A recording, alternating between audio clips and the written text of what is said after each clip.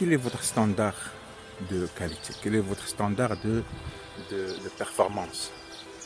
Ça, c'est une question à laquelle il faut faire vraiment attention. Tout individu responsable, sérieux, doit prendre en considération cette question. Il doit se poser cette question. Parce que il s'agit de la qualité qu'on veut pour notre vie. Au niveau professionnel, personnel, santé, financier, relationnel, famille, de couple, relation de couple. Tout ça, c'est très important de le prendre en considération.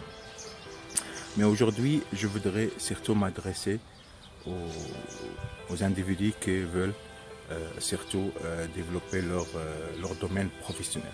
Il s'agit d'un travail, de sa carrière, développer sa société, son entreprise. Je voudrais parler surtout des standards de la performance. Ça veut dire quoi les standards de la performance? Ça veut dire les standards qui te permettent d'offrir un produit ou un service de qualité.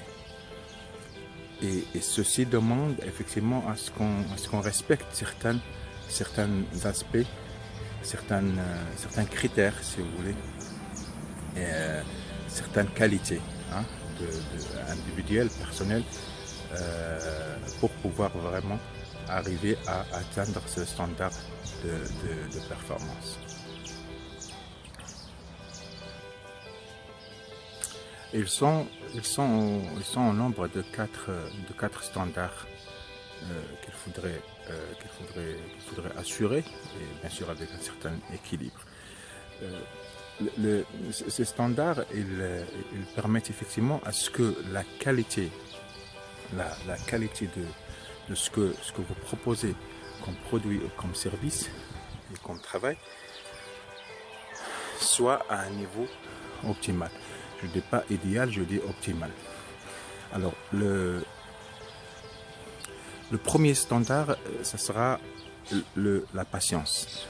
Peut-être que c'est quelque chose vraiment que les gens négligent, la patience. Ça veut dire quand vous commencez à faire quelque chose, il faudrait vraiment être patient. Ça veut dire quoi? Ça veut dire qu'il faudrait aller étape par étape, tout en assumant un standard de qualité, un maximum de qualité dans ces étapes. Qu'il s'agisse d'un travail que tu veux faire, si tu es salarié, qu'il s'agisse d'un produit que tu veux développer ou d'un service que tu veux mettre en place. Alors, c'est très important d'avoir la patience parce que un produit ou un service ou un travail que tu fais, ça demande effectivement à ce que ça respecte ce que j'appelle la loi de la nature. D'accord, la loi de la nature qui est basée sur la progression. Alors il faudrait être patient pour que ce que tu proposes ce que tu mets en place se mette en place effectivement de façon progressive. Deuxième standard, c'est le focus. C'est la concentration. La concentration, c'est pas vraiment trop dit, c'est pas très précis, mais plutôt c'est la focalisation sur ce que tu fais.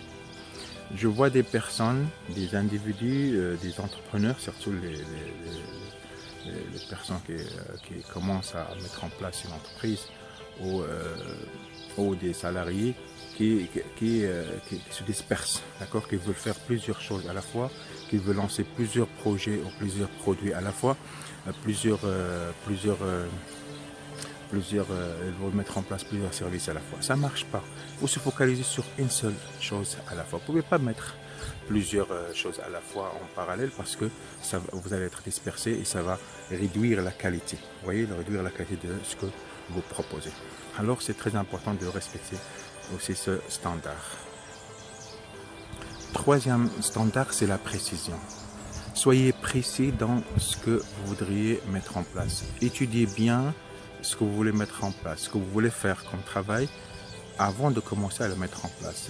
Mais ça veut dire aussi que c'est pas rester étudier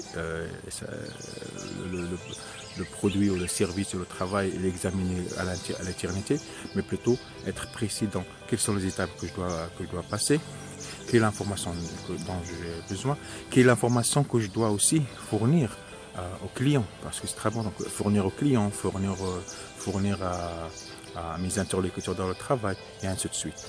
Alors, c'est très important d'être précis. La précision, c'est la mère du pouvoir. La précision, c'est le pouvoir. Si tu précises, tu as plus de pouvoir sur d'abord ce que tu fais et sur la réaction des autres. Parce que quand tu donnes, par exemple, de l'information précise, tu gagneras de la confiance des autres. Et si tu gagnes de la confiance des autres, tu as un pouvoir qui te permettra effectivement d'évoluer dans ce que tu veux atteindre. Okay?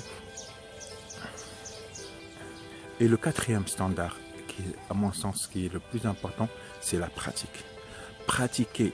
La meilleure pratique, c'est la pratique.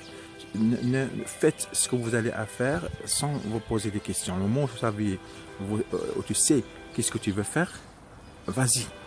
Tu le précises et tu commences à le mettre en place. Tu commences à le pratiquer. C'est la meilleure façon. Ce qui implique effectivement un élément très très important, c'est l'effort. S'il vous plaît, arrêtez d'attendre à ce que les choses arrivent toutes seules. Arrêtez de dire que les choses viendront à temps. Il n'y a rien qui vient à temps. Il n'y a pas de chance. Il n'y a pas quelque chose qui est destiné. C'est toi qui crée la destination. C'est toi qui décides qu'est-ce qu'il va y arriver. Et si tu n'y arrives pas, c'est à cause de toi. C'est pas à cause d'autre chose. Ok, externe, c'est à cause de toi. On arrête de chercher des excuses externes. Ah, si j'avais l'environnement nécessaire, j'avais les conditions économiques et politiques et je ne sais pas quoi nécessaires, j'allais faire ce que j'allais faire. Si le gouvernement était bien, j'allais faire ce que j'allais faire. Si les gens autour de moi m'encourageaient, j'allais faire ce que j'allais faire. Non, faites ce que vous allez faire tout en considérant, tout en étudiant votre environnement économique, politique, social, culturel, ainsi de suite. C'est comme ça qu'il faudrait y aller. Alors faites de l'effort. Posez pas des questions. Comprenez votre environnement pour que vous puissiez adapter ce que vous faites, ce que tu fais, mais faites un effort. Il n'y a pas de moindre effort.